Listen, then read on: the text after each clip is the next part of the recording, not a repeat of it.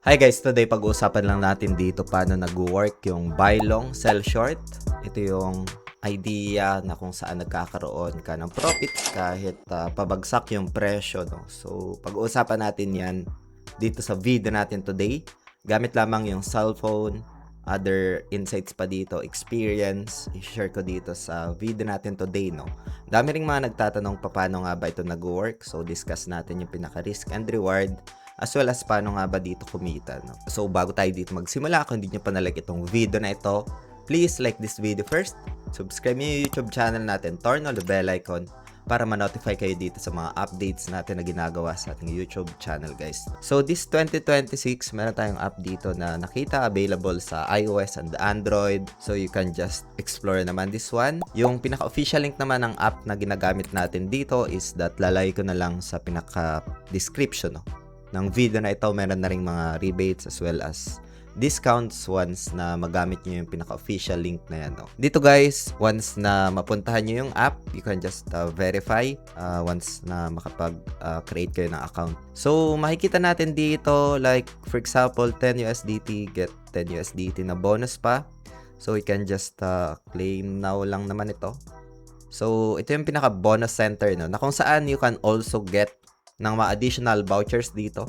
Like, for example, this one, meron ako dito mga nakuha. So, dito sa my coupons pala. So, meron ako dito mga nakuha, 20 USDT na position vouchers, 200 USDT. If ever na meron kang nagawang mga trades dito and volume guys. No? Again, itong video natin today is just for ideas lang, for entertainment, for educational, and doesn't qualify as an investment or financial advice guys, no. So I'm just sharing my experience lang dito as well as to answer yung mga feedbacks and questions sa community guys. So ngayon ay punta muna tayo dito sa home tab. So ganito guys yung pinaka user interface ng application, no, once na makapag-create ka ng account at makapag-verify, no. So kung sakali na meron ka ng pinaka profits dito, so meron ditong option sa may select mo lang itong down na icon na ito. And then punta ka lang dito sa more. Meron ditong P2P, no. So dito sa may fiat tab, select mo yung P2P and then pwede ka dito mag-add ng USDT using this button. And then kung gusto mo naman ibenta, pwede mong select itong sell. Palitan mo lang ng payment method, pwedeng GCash and other banks na available dito, no. So, let's go back. Back muna tayo dito. So, yung idea guys ng buy long and sell short ating i-discuss dito sa video natin today, no. Pero meron pa ditong other campaigns, no. I think this one is a good tips as well para sa additional na bonuses or giveaways, no. So, once na mapuntahan nyo yung pinaka-description ng video na ito, makapag-create gamit yung official global link, is that meron ditong mga available campaigns. Like for example, this one, tap to pay, and antayin lang natin na bumalik yun. Ito, tap to pay, draw to win. So, select mo lang ito. Mapupunta ka dito guys, no? And make sure na makapag-log in to participate in the event, no? So, select mo lang yan para makapag-join at makuha yung mga bonuses as well as yung mga rewards dito guys, no? So, kailangan mo lang ito i-complete, makapag-verify KYC, and makapag-add ng USDT dito, no? Meron pa ditong mga other criterias that you can get nung pinaka-rewards and pinaka-draw tickets dito, guys, no? So, you can explore naman. Andito lang sa my home tab, yung mga campaigns available, as well as this one, yung Super League nila, and then predict to win. Ang dami dito mga campaigns that you can just select. And pagkatapos nyan ay you can register or join to complete yung pinaka-task. And pwede mo nang i-claim. Like for example, i-redeem itong mga gantong rewards dito guys. So ngayon, pag-uusapan natin kung paano nga ba nag-work yung buy long, sell short. It's a futures idea lang dito sa video natin today, no. Again, risky yung trading at walang guaranteed. Make sure na meron kang experience, ideas, and yung pinaka-risk and reward dapat maintindihan natin para mas magkaroon tayo dito ng informed decisions sa end natin guys, no. So para puntahan yung futures, punta ka lang dito sa may button na ito, 2 beses. Ayan, select mo para lumabas yung pinaka options dito guys, no. Sa spot pala, I'll discuss spot ng Papio pala, no. So dito sa spot guys is pwede kang magkaroon ng executions, 1:1 lang ito. Ayan, so limit order, pwede kang mag-set dito ng pinaka-price kapag limit order, no. So select mo lang dito or pwede mo siyang i-edit, no. Like mas mababa doon sa pinaka-price na gusto mong bilhin, no. So pwedeng limit order. And then dito naman merong option ng market. Ito is mabibili mo kagad doon sa best price na available sa market. So ganun lang siya nag-work. If ever na tumaas yung nabili mo, so buy low, sell high lang dito yung pinaka-idea sa spot, no. So punta ka lang dito sa sell. Kung gusto mo na kagad ibenta, market lang. Kung gusto mo i-edit, punta ka lang sa limit. And then edit mo lang ito. Gusto mo sa mas mataas mo siya ibebenta, like 64,000. Nabili mo 63,000, ibebenta mo ng 64,000. Select mo lang itong limit and then sell limit lang guys, no. So ganoon lang siya guys dito nagwo-work, buy low, sell high sa spot, no. So yung futures guys ay andito lang naman sa application pala, itong bottom na ito. Ayan, so select mo lang siya and mapupunta na tayo dito guys, no. So meron tayo ditong example, like punta tayo dito sa positions natin. So meron tayo ditong profits na 25 USDT, no. Gamit lang natin dito is 9.39 USDT. As we observe, kapag umakyat ito ng 2%, ay magkakaroon tayo ng profits na 200%, no, dahil meron tayong 100x na leverage. So sa leverage guys, make sure na naiintindihan nyo to kasi parang double-edged sword itong leverage guys, no. Kapag bumagsak ito ng 2% tapos naka 200x ka, tapos naka long ka, loss ka rin dito ng 200%, no. So kung yung 9.39 USDT mo, mal-loss ka dito ng around 20 USDT kapag bumagsak siya ng 2%. Dahil 100x leverage ang napili mo and nakalong ka dito guys, to. So sa idea naman ng short, kapag bumagsak ito ng 2%, tapos naka 10x leverage ka or 100x, sorry, naka 100x leverage ka, magkaka-profits ka ng 200%, no, gamit yung sell short. Kaya meron ditong mga trader na kahit pabagsak yung market, kahit bear market, ay kumikita sila dahil meron ditong tools na ganito yung option ng selling short, no. So mamaya papakita ko dito kung paano siya nag-work. Pero for now, meron tayo ditong pinaka profits na 24.73 USDT. If ever na umaakyat yung presyo, is that magkaka-profits tayo, no. So kung sakali man na tumaas na yung presyo, gusto mo i-trail, no, yung pinaka positions mo na yan, punta ka lang dito guys sa option na ito. Merong pencil, may other option pa, punta ka lang dito sa TPSL and tandaan mo lang yung pinaka entry price mo. Since nakalong ka dyan, mag-set tayo dito ng stop loss tapos take profit guys, no. So punta ka lang dito sa TPSL, ayan, and then skip muna natin itong pinaka idea dito. So dito guys sa app na ito, meron siyang pinaka guaranteed price, no. Pero meron lang malaking fees dito, pero hindi ko muna i-enable ito. Just want to share idea lang sa inyo. So dito guys sa take profit, like for example, gusto mo siya ibenta ng, sabihin natin, around 64,600. Ayan, makikita mo dito yung pina-profits mo. And then if ever na umakyat na siya ng sobra, pwede mo siyang i-trail, no.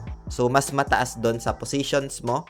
If ever na bumalik man sa position mo yung price action, meron ka pa ring profits, no. So ito yung ginagawa ko kapag meron na ako ditong profits at tapos umakyat na yung price action, no. Ayan, so pwede mong i-hold tas i-slide ito. And like for example, set natin ng 62.48, meron pa ako dito makukuha. ito yung idea ng trail stops, no? Kapag bumagsak yung presyo doon sa pinaka-entry mo, babalikan niya, meron ka pa ring makukuha dito na 3.97 USDT, no? Pero if ever na wala pa yung pinaka setups na yan, like for example, pupunta pa lang siya doon sa zone, nagko-consolidate pa lang, pwede mo naman iset yung pinaka SL mo dito, like for example, something like that, guys, no? So, malulos ka ng -15, pero if ever na mapuntahan yung pinaka-targets mo, magkaka-profits ka ng 43.62. So, ganun lang siya dito, guys, na mag-work. Pero if ever na mataas na doon sa pinaka-entry mo, pwede mong iset dito something like ganyan, no? If ever na bumagsak man yung presyo, bumalik sa price action sa entry mo, ay meron ka pa ring profits, no? So, pagkatapos nyan, confirm mo lang, and then confirm, no? So, take profit and stop loss already set na dito. So, ngayon guys, ay magbibigay lang tayo dito ng idea. And then, ano nga ba yung indicator na gamit ko dito? So, dito guys, select lang tayo muna. Ayan. So, pwede mo rin gamitin itong change, no? So, ito yung mga umaakyat. Mataas yung probability na pwedeng magkaroon ng pagtaas ng presyo, pero mas mataas din yung risk na pwedeng bumagsak dahil magti-take profits na yung mga nakabili sa ilalim. So, punta muna tayo dito sa negative. Yung idea naman guys ng pagbagsak ng presyo ay magkaka-profits tayo, no? So, hahanap tayo dito. So, itong siren, select natin. Tapos dito guys sa taas, merong icon ng candlesticks ito. So, select lang natin para masilip natin dito guys. Next lang natin ito. Next. Next. Next. Next.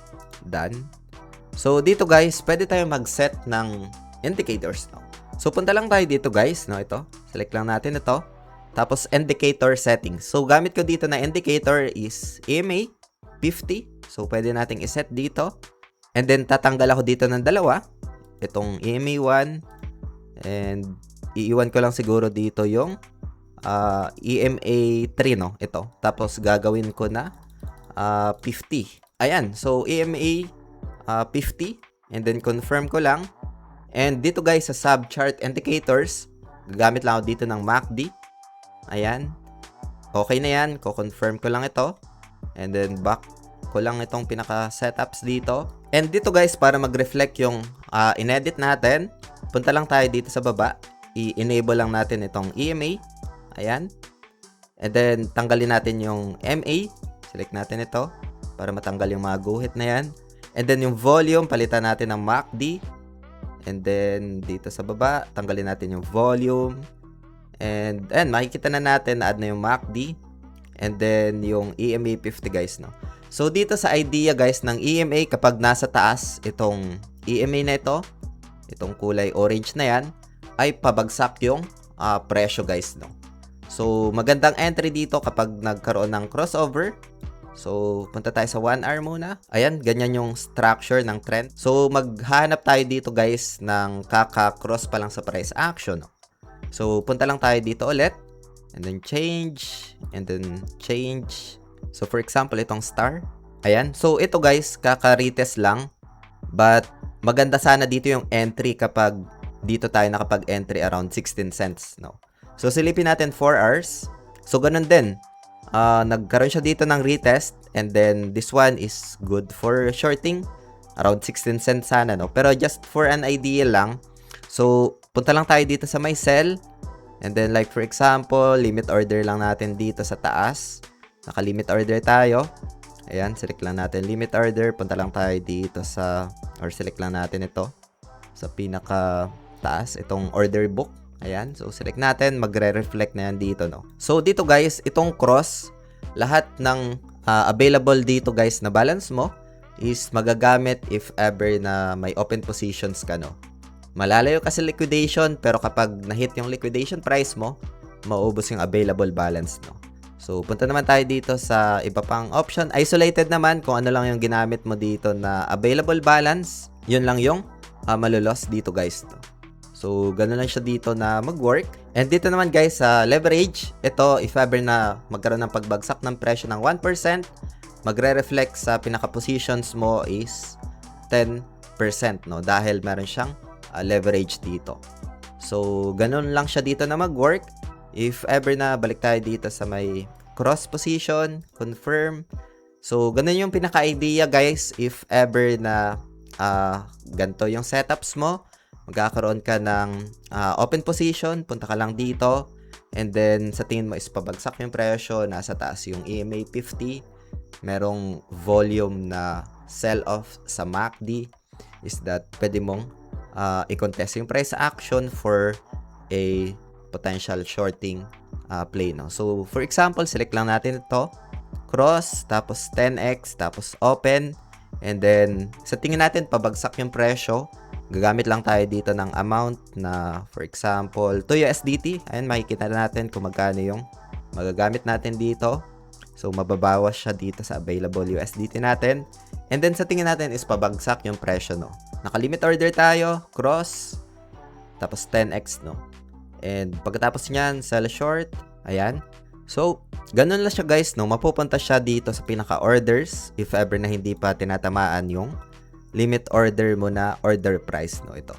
So, kung sakali man na andun na siya sa positions, so, try ko lang dito guys mag-simulate, no? So, market order ko lang. And then, like for example, yung 2 USDT. Like for example, mapupunta siya kagad dito sa positions, no? Ito. So, dito guys, if ever man na gusto mong iset yung pinaka take profit and then stop loss, punta ka lang dito guys sa may TPSL, no? So select mo lang siya. And then dito guys, since napili natin is short, so if ever na mag negative 6% yung price action, magkaka-profits ka dito, no? Since naka-short tayo, if ever na umakyat siya ng like sabihin natin 6% or 6%, magkakaroon tayo dito ng negative profits na 87 cents. So, ganun lang siya guys dito na mag-work. Pagkatapos niyan, confirm. And meron ka na ditong na-set na TPSL or pinaka-take profit and stop loss, no? So, close lang natin ito. Ayan, so makikita natin na positive itong pinaka-PNL natin dito dahil sa tingin natin is bumabagsak yung presyo. Yun yung pinaka-idea dito guys, no, kung bakit merong mga traders na kumikita kahit bear market, kahit pabagsak yung presyo for the idea ng selling or short selling guys, no? So, yeah, pwede nyo itong i-explore sa app na ito.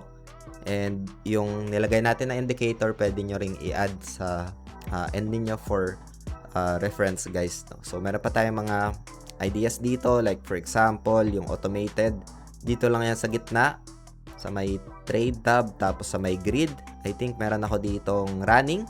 So, pwede nating i-check dito sa may running. Ayan, profits na ito. So, i-discuss ko ito sa next video natin. Make sure to subscribe, turn all the bell icon para ma-notify kayo dito sa mga updates natin na ginagawa sa ating YouTube channel, guys, no? So, ito naman is kahit busy ka is nagkakaroon ng automated buy and sell, no?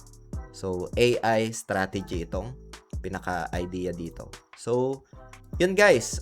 Hope you get some insights, updates dito sa video natin today. Feel free to comment lang kung meron kayong mga questions. Gagawan ulit natin ng video dito sa ating YouTube channel, guys, no? So, yun na for today. Maraming salamat ulit sa panunod. Stay safe. Peace out. Bye for now.